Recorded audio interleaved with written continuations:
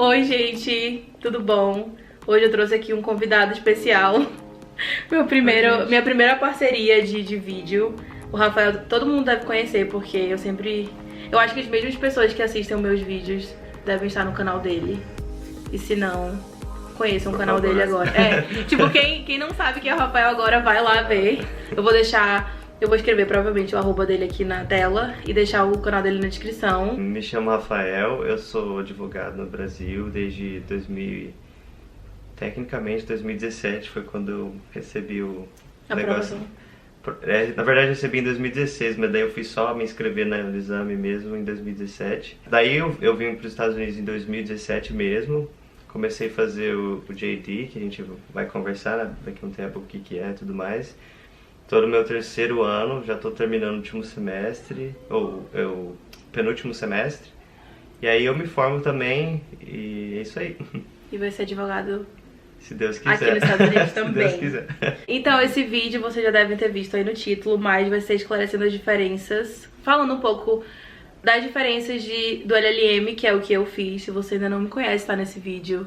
Eu fiz LLM aqui em Los Angeles, minha faculdade aqui em Los Angeles, na Califórnia, que é o mestrado em Direito, e ele está terminando a faculdade de Direito JD, que eles chamam de JD, e a gente vai explicar o que é o JD. Eles chamam de doutorado profissionalizante, então não é como um doutorado acadêmico no Brasil, que você tem uma tese e tal. É mais como um bacharel bem reforçado, assim, tipo, bem reforçado mesmo, mas é mais estilo bacharel. É, porque o que acontece que, por exemplo, para os americanos aqui, eles primeiro fazem um bacharelado, então eles podem fazer de qualquer matéria, geralmente, sei lá, ciências políticas. Aí tem o bacharelado e aí depois eles vão pra Law School, que são os 3 anos que o Rafael faz. O JD significa Juris Doctor, e tipo, latim e tal, não sei, tipo... Exatamente. Eu não sei exatamente, tipo, eu não vou falar a tradução porque eu acho que eu falo bobeira. Mas como eu disse, é um doutorado profissionalizante, como você disse, né? Você consegue um bacharelado em alguma coisa, pode ser qualquer coisa, e aí você vai direto para esse doutorado. Não é como no Brasil que você precisa de um mestrado antes para fazer esse doutorado. Uhum. E é realmente qualquer faculdade. Eu tava conversando sobre isso com alguém, porque algumas pessoas acham que eu só posso fazer law school se eu fiz, tipo, ciências políticas ou qualquer curso de humanas. E se você, sei lá, fez biologia como seu bacharelado aqui nos Estados Unidos, você ainda pode ser aceito numa law school. Eu tenho amigos que fizeram administração, fizeram letras, tem uma variedade de coisas. Acho que tem um amigo que fez ciência da computação. Tipo, ele é um dos melhores alunos, a propósito, né? Mas, tipo, você pode ser realmente qualquer coisa. E o LLM, eles chamam de Master of Laws, por isso que são 2 L's e não um L só. Pelo menos foi isso que eu ouvi. E ele é um mestrado profissionalizante e não acadêmico, então não é aquele mestrado que geralmente a gente tem no Brasil, que você faz uma tese, como o Rafael falou antes também, aí no final você apresenta e tudo mais. E o Rafael também tem vídeos falando sobre, no caso, como que você consegue aplicar pra Law School pra ser um JD, e eu tenho vídeos falando de como aplicar pra ser LLM, porque o processo também é diferente. Então, se você quer saber mais a fundo sobre essas questões, vocês podem procurar ou no meu canal ou no dele, dependendo do que vocês quiserem. Então, o LLM, os americanos também podem fazer o LLM aqui, e geralmente pra eles o LLM funciona como uma especialização. Então você já é um advogado aqui nos Estados Unidos e aí você quer se especializar em, tipo, business law. Então você vai pra faculdade de novo, faz o LLM. Inclusive, quando eu tava na faculdade, eu conheci uma americana que tava fazendo especialização em, tipo, crimes da internet, alguma coisa assim. Era uma das matérias que ela tava pegando, porque ela queria se especializar nisso, e ela já era advogada há, tipo, 25 anos. Então, pros americanos, o LLM funciona mais ou menos com esse objetivo, e pros advogados internacionais, o LLM funciona como uma porta de entrada pra você ser advogado nos Estados Unidos. Porque depois que você faz o LLM, pra alguns estados, porque cada estado dos Estados Unidos tem suas regras e são bem diferentes alguns, mas para alguns estados você pode fazer o Bar Exam, que é a OAB dos Estados Unidos, depois que você finaliza o seu LLM. Então pra gente funciona como uma porta de entrada mesmo. Caso você queira advogar aqui, eu acho que um dos primeiros passos, se você não escolher o JD, que você obviamente pode fazer, é o LLM. Então eu vou falar um pouco dos requisitos do JD. E são um pouco diferentes do LLM. Você precisa, primeiro, para estudantes internacionais, você precisa ter proficiência em inglês, acho que isso também tem no LLM, né? Que é pode ser o TOEFL, tem o IELTS. Eu nunca sei pronunciar, IELTS. Eu também não sei. Eu falo IELTS. Eu falo IELTS, mas eu não sei qual que é o certo. Então, você precisa ter isso, você precisa ter um bacharel de uma universidade reconhecida aqui nos Estados Unidos. E o que significa uma universidade reconhecida? Eu acho que é tipo, se for reconhecido pelo MEC, vai ser reconhecido aqui.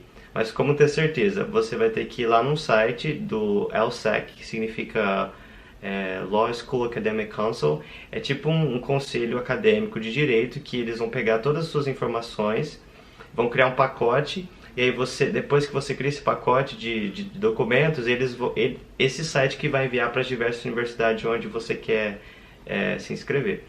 Então você começa, tipo, tem o TOEFL, manda para esse LSAC. E no LSAC você tem que pagar umas taxazinhas e tal, tem um monte de coisinha, inscrição. É um processo bem, tipo assim, tedioso, digamos assim. É bem trabalhoso, complicadinho. E além disso, você tem que fazer uma prova que chama LSAT. Essa prova é tipo, eu diria que é no estilo Enem, só que super turbinada, tipo assim. Eu lembro que a primeira vez que eu fui tentar fazer o LSAT em casa, né, tipo assim, eu descobri que pra fazer o JD eu precisava do LSAT, eu peguei, LSAT, no Google, né. Aí eu comecei a pesquisar e achei uma prova acho que era 2004, porque elas não estão disponíveis na internet, você tem que pagar, até as provas antigas, até isso você tem que pagar. Eu não sabia disso. Tem poucas que estão disponíveis e é difícil encontrar. E aí eu lembro que assim, era uma questão de lógica,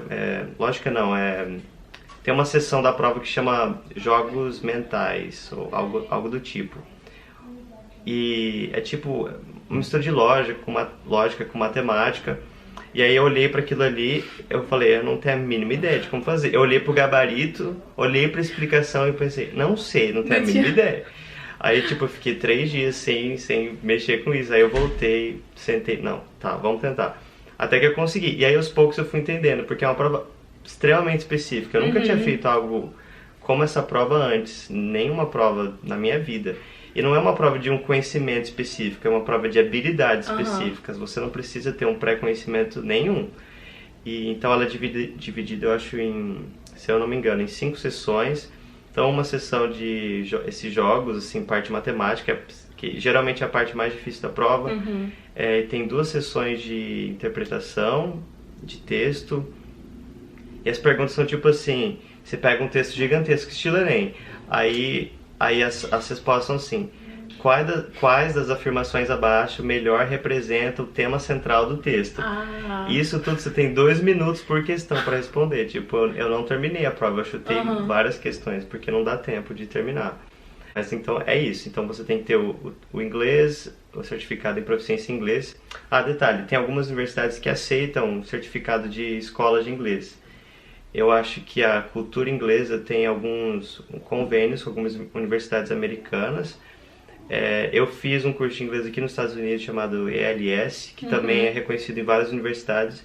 Então, quando eu me inscrevia, quando eu estava separando as universidades onde eu queria me inscrever, eu peguei várias universidades e mandei e-mail, uma por uma, vocês aceitam a ELS? Aí, algumas que não aceitavam, tipo assim, eu já retirava... Teve uma universidade, tinha universidades, por exemplo, que eu não tinha tirado a nota suficiente do TOEFL para ser aceito nela, mas eu tinha o certificado de inglês, então eu não precisei. E você vai precisar de cartas de recomendações dos seus professores, falando por que você deve estudar lá. Eles vão pedir também o seu diploma, os transcripts, que é histórico acadêmico, Histórico escolar acadêmico. Histórico acadêmico escolar, com as suas notas e tal, e isso tudo precisa ser traduzido. Não precisa ser por tradutor juramentado, na época que eu fiz não precisava, pro LSAC pelo menos, né?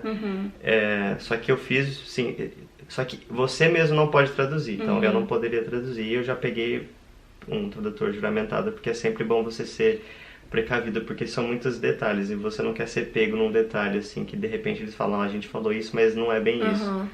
Então é muito bom ser precavido. Eu acho que é isso. E depois, quando você tem todos esses documentos, você envia por correio, não é por e-mail, é por correio, para o LSEC. E a sua universidade tem que enviar, não pode você pegar o papel e enviar, senão eles não aceitam.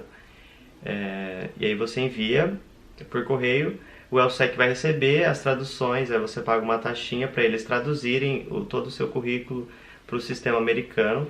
E aí começa o processo de você se inscrever em cada universidade americana. Então, cada universidade tem alguns requerimentos especiais. Uns vão pedir 2 cartas de orientação de professores, outros vão pedir 3. Todas as universidades vão pedir algo que eles chamam de personal statement, que é uma carta sua em que você vai falar por que eu devo ser aceito para estudar aqui. Eu vou pagar caro, Sim. mas para estudar aqui... Por que eu mereço? Por que eu mereço? Além disso, então, você não pode fazer uma para todas. Você tem que olhar a universidade, pesquisar, ver a filosofia deles e tal, e aí demonstrar como você se encaixa neles. E aí, além disso, você pode clicar na opção de pegar bolsa, essas coisas. Então tem muita coisa, mas esses são os requerimentos gerais. E no caso do LLM, é basicamente quase a mesma coisa, mas eu digo sempre que é um pouco mais simples, porque a gente não tem uma coisa muito importante, que é o LSAT. Então essa prova que ele falou, que eu não sabia disso, inclusive. Eu imaginei que fosse bem parecida com SAT, que é o vestibular americano que eles fazem pra entrar na faculdade normal, no bacharelado, que a gente falou pra vocês, que faz antes do JD, mas eu nunca fiz o LSAT, nunca fiz esse daí, então a gente não precisa, o LLM não precisa fazer, porque é só um mestrado, e a única prova que você precisa fazer é o TOEFL, que é essa prova de inglês, de proficiência em inglês. Você pode fazer eu chamo de TOEFL, TOEFL ou IELTS, e aí você vai ter a sua nota e enviar pra faculdade, mas você também precisa das cartas de recomendação, também precisa do personal statement, e também aplica pelo LSEC. É o mesmo site, só que você vai colocar que o programa é o mestrado LLM e não o JD. E também, como você já é formado em Direito no seu país, você precisa enviar o seu diploma em Direito. Diploma em Direito que fala? O seu diploma, o seu histórico escolar com todas as suas notas.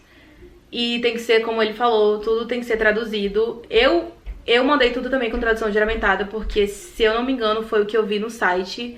E é a mesma coisa, você envia pro LSEC, e aí eles vão enviar pra todas as faculdades que você aplicar. Então você não precisa ficar enviando todos os documentos, tantas vezes. Se você aplicar pra 5, a universidade você não precisa ficar enviando 5 vezes, porque você envia uma vez pro LSEC e aí eles vão mandar pras faculdades, basicamente. Isso por uma taxa, né? Por uma taxazinha, né? Nada é de graça. Uma taxazinha pra cada universidade. Se eu não me engano, é o quê? $300? Eu não lembro. Mas existe uma taxa pra tudo. Então agora sobre duração do curso. Quanto tempo o JD? Tem acho que 3 opções, eu posso dizer, o part-time e o full-time. O part-time significa que você vai fazer pelo menos, acho que são 9 créditos. Crédito significa horas de aula, então são 9 horas por semana durante um semestre. Tem um número mínimo de créditos que você precisa fazer para ser considerado um estudante full-time, que eles chamam de período integral. Se você fizer esse tempo integral, e na verdade você precisa fazer o tempo integral para você conseguir o visto de estudante, o F1, senão você não consegue ser visto. E aí o curso pode durar 3 anos ou 4 anos se você for part-time, que você faz menos créditos. E também tem pessoas que conseguem fazer em 2 anos, que você consegue abater algumas matérias que você fez no Brasil. Eu acho que é bem restrito o número de universidades que vai aceitar, e eles vão aceitar geralmente matérias eletivas. Então, se você faz direito no Brasil e quer vir pra cá depois, é muito importante você fazer bastante eletivas, porque você pode abater depois, assim, e vai economizar um bom dinheiro também. No caso da minha faculdade, por exemplo, eu sei também que se você for um evening student, você vai se formar em 4 anos, porque são os estudantes que só podem estudar à noite, geralmente porque eles trabalham. Inclusive, geralmente são as pessoas mais velhas. Eu tive aula com alguns evening students, porque eu tive que fazer contracts à noite, e era só pessoas mais velhas, porque eles trabalham o dia inteiro. Então, como eles não vão estudar full time o dia inteiro, eles vão se formar em 4 anos, como ele falou. Então deve ser a mesma coisa que o part-time. Mas eles se chamam de evening students. porque eles só estudam à noite. É o direito noturno, só que nos Estados Unidos. Eu, no caso, no Brasil, fiz à tarde. À tarde. No Brasil a gente chama direito noturno. Eu fiz à noite. Nossa, à tarde eu nunca tinha visto. Direito, de a manhã gente chama... e à tarde. Sério? A gente chama de direito diurno e direito noturno na UFAM. E aí... Eu estudava de 2 às 6, 2 da tarde às 6. Às 6 às 10 era o direito noturno. Sobre a LLM, a duração do curso é 1 ano de estudo integral. Não são todas as faculdades. Algumas faculdades você pode fazer part-time LLM. E aí você vai se formar, acredito que em 2 anos, porque você vai fazer... Cada semestre não vão ser tantas units, tantas matérias que você vai poder fazer. Você demora mais pra se formar, mas é o mesmo diploma. Você vai ter o diploma de LLM, só que você vai demorar 2 anos pra se formar. Essa é a minha parte preferida. Grade curricular. Eu quero muito saber porque eu não sei se Loyola... Eu acho que essa é a única parte que pode mudar das faculdades. Como que funciona, por exemplo, no teu primeiro ano. Quantas matérias vocês fazem, quais matérias vocês fazem, se todas são obrigatórias ou não. E... se vocês, tipo, têm liberdade. Porque eu não fui JD, mas na minha faculdade em Loyola, no primeiro ano eles não podem escolher as matérias. Eles só cursam as matérias meio que principais. Então, Civil Procedure, Criminal Law, American Legal Research and Writing. Sei lá, as matérias mais... Tipo, torts também. Torts, Constitutional Law. Essas matérias, e aí a partir do segundo ano, então no segundo e terceiro ano, eles podem escolher qualquer matéria. Tipo, eles não têm mais nenhuma obrigatória. Então, queria saber como que funciona, obviamente, com a faculdade do Rafael, porque eu não sei se muda de faculdade pra faculdade. Tem, tipo, é obrigatório, no primeiro ano você não escolhe nenhuma mesmo. São 15 créditos, e no meu primeiro ano eu tive... torts, né? O que é torts no Brasil? Responsabilidade civil. No primeiro ano eu tive basicamente as matérias de direito civil no Brasil, que a gente falou torts, contracts, tipo, contratos, que mais que eu tive? Eu tive civil procedure, que é o processo civil. Depois eu também tive uma matéria que chama foundations, que é tipo uma matéria de introdução ao direito, mas com foco assim, bem específico da minha universidade, que ela é uma universidade cristã, então eles têm esse foco assim, bem cristão. Então essa é uma matéria que envolve a introdução ao direito e a parte cristã do direito e tal.